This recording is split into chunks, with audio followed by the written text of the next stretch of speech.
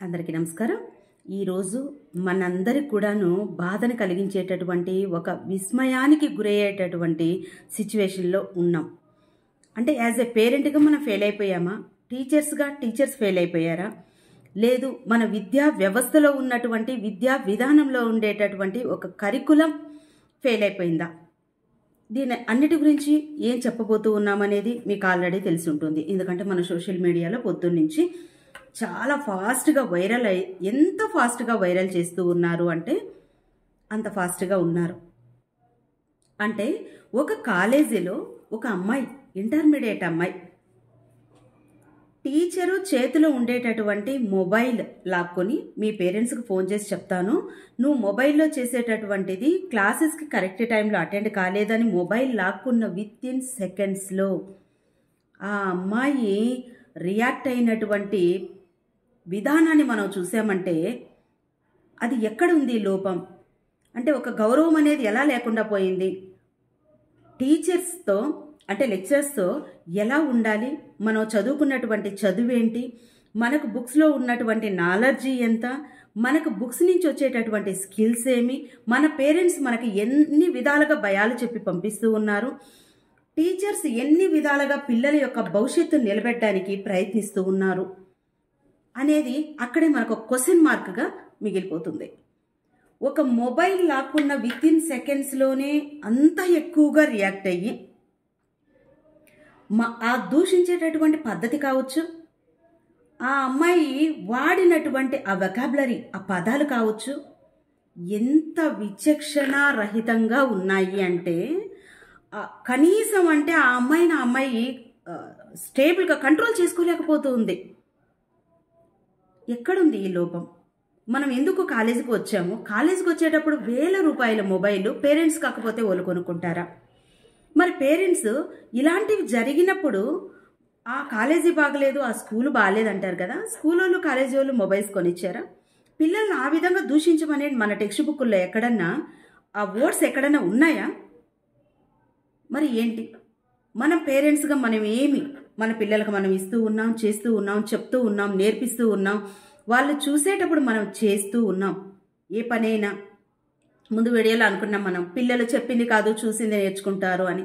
మనం ఇంట్లో వాడేటటువంటి పదాలు ఫ్రీక్వెంట్గా ఉపయోగిస్తూ ఉన్నాము అంటే వాటిని హ్యాపీగా వాళ్ళు ఏవి కావాలో అవి తీసుకోరు.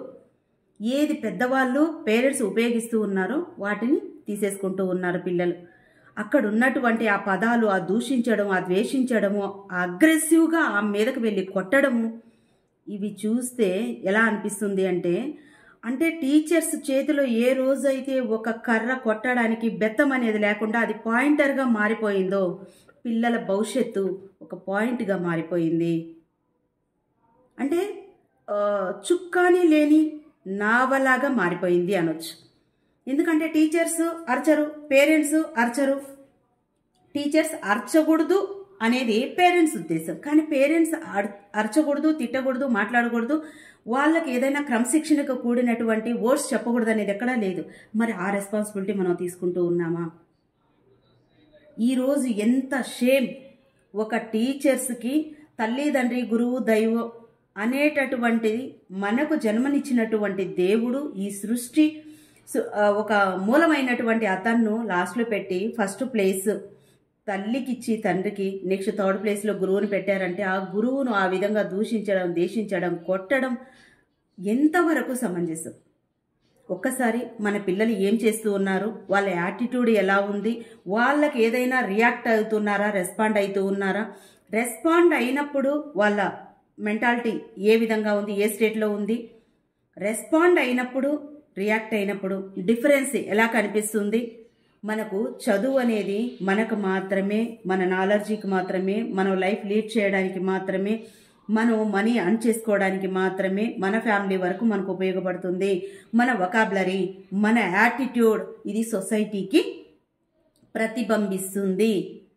ప్రతి ఒక్కరు చూస్తూ ఉంటారు. నువ్వు ఏ కాలేజీలో చదివించావు, ఎంత డబ్బులు ఖర్చు పెట్టావు, ఎన్ని లక్షలు పోసావు, నీ పిల్లకి మార్కులు ఎన్ని వచ్చాయి, ఏ గ్రేడ్ వచ్చిందా, బి గ్రేడ్ వచ్చిందా, ఇవన్నీ అప్పటికప్పుడు రిజల్ట్స్ వచ్చిన ఇన్స్టెంట్ కాఫీలాగా మత్తిస్తుంది.